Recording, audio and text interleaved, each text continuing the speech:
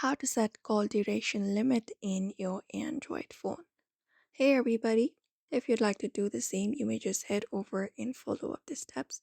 So what you can do is you can basically head over to devices Play Store or any app store, go to the search and search for call timer and download this application right here. Once you download it up, tap on open in order to open up the application and give access that is at default. And once you set it at default, you can just go ahead and look out for this option called quick setup where you can set up the timer.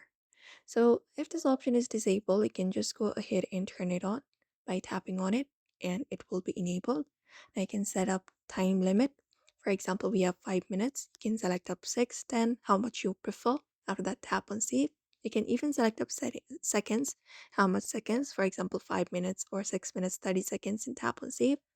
And you can find this option called auto retail. Tap on it. If you'd like to do so, you can just go in and look out for the auto retail settings also and set it up. Apart from that, we have notification. You can set it up, but if you'd like to basically set call duration, you can just follow up the necessary permissions to manage calls, and that way the call duration will be set up on your devices. And that is it. So if you'd like to do so, you may also follow the same process. So I hope this video was helpful. Give it a thumbs up and subscribe for more tips and tutorials.